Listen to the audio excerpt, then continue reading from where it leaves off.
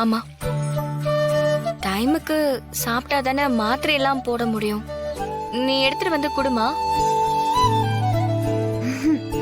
ஆம், அ, அ, அ, எனக்கு இங்க வேலை இருக்குதானா பாக்குறல. ஒண்ணு பண்ணு, நீ அந்த பிளேட் எடுத்து எல்லாத்தையும் வச்சுக்கிட்டு எடுத்துட்டு போ. நானா? ஆமா, அம், உன் புருஷனுக்கு நீ தானே எடுத்துட்டு போனோம். என் தங்கம்ல எடுத்துட்டு போ, வேலை இருக்குடா. அதோ எல்லாமே அங்கதான் இருக்கு, வச்சு எடுத்துட்டு போ.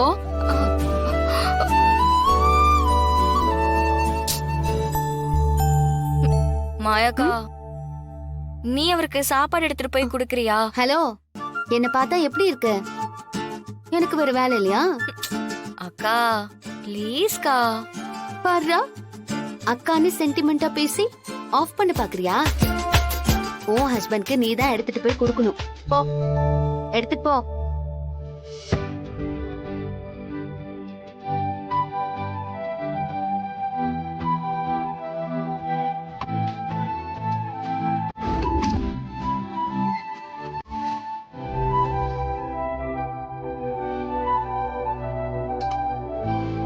தெரியுமா?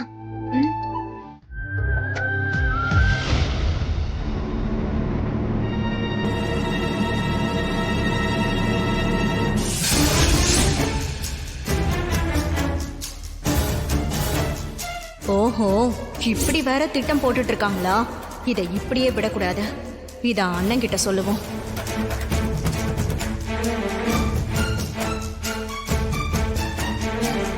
அண்ணே,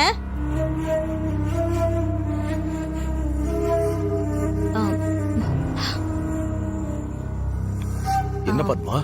அண்ணே, இந்த வீட்ல நடக்கிற அநியாயத்தை எல்லாம் பாத்தீங்களா? புரியுற மாதிரி சொல்லு, என்ன விஷயம்? அந்த கதிர் நல்லா நடிக்கிறான் அண்ணே. எல்லாருமா சேர்ந்து டிராமா பண்றாங்க.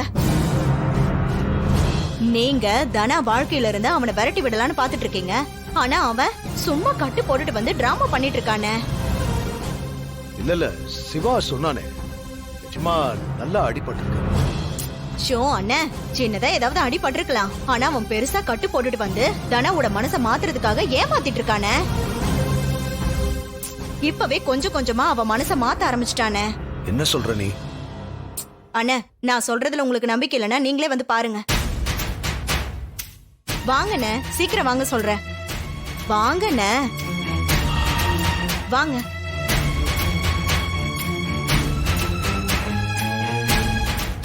வாங்கண்ணே.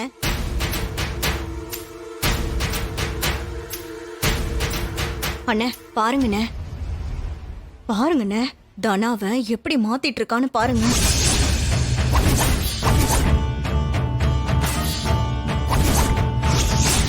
பாத்தீங்கல்ல, தனா இப்படி எல்லாம் அவனை பாத்துக்கணுங்கிறதுக்காக பொய்யா வந்து கை உடைஞ்சிருச்சுன்னு கதை சொல்லிட்டு இருக்கான்.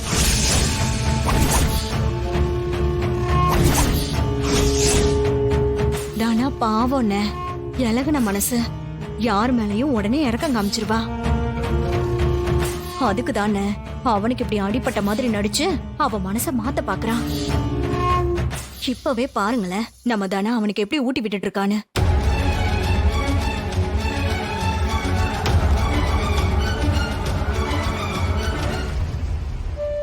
இதுதான் இனிமே உன் ஆசை, கனவு, லட்சியம், உலகம் எல்லாமே. இந்தா.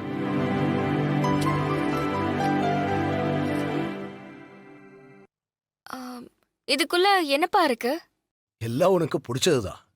பிரிச்சு பாருமா. ம்.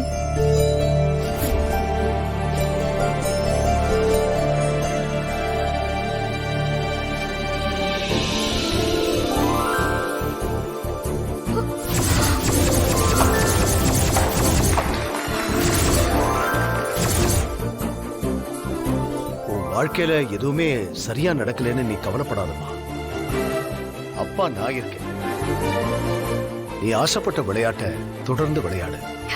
உனக்கு துணையா நான் உன் கூட இருப்பேன்.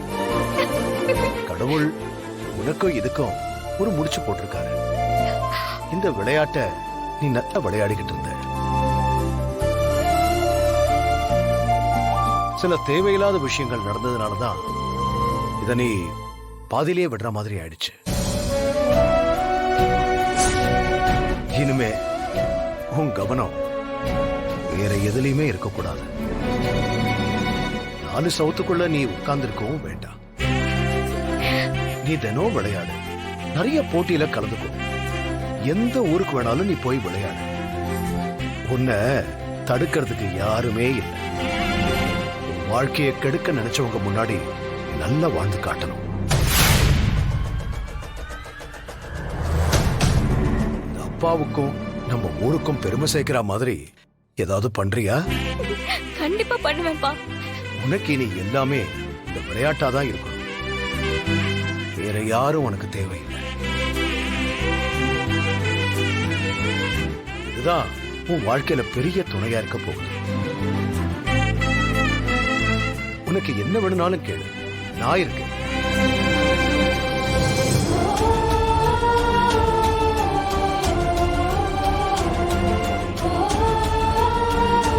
நீ உன் கனவை நிறைவேற்றுறது தான் இந்த அப்பாவோட முதல் வேலை. ரகுராமோட பொண்ணு தனாங்கிற பேர் இல்லாம தனாவோட அப்பா ரகுராம்னு எல்லாரையும் நீ சொல்ல வைக்கணும். அத பார்த்து நான் பெருமைப்படணும். கதிர் அவளோட மனசை மாத்திரக்கூடாதுங்கிறதுக்காக தான் அண்ணன் இப்படி ஒரு வழியை யோசிச்சிருக்காரு. இதுவும் நல்லா தான் இருக்கு. எப்படியோ இவங்க 2 பேரையும் பிரிச்சா சரிதான். ரொம்ப தேங்க்ஸ்ப்பா. தனா, இந்த பாருமா, உன் கவனம் எல்லாம் இனி இந்த விளையாட்டுல மட்டும்தான் இருக்கணும். வேற எதுலயும் இருக்கக்கூடாது. புரியுதா? தேங்க்யூப்பா.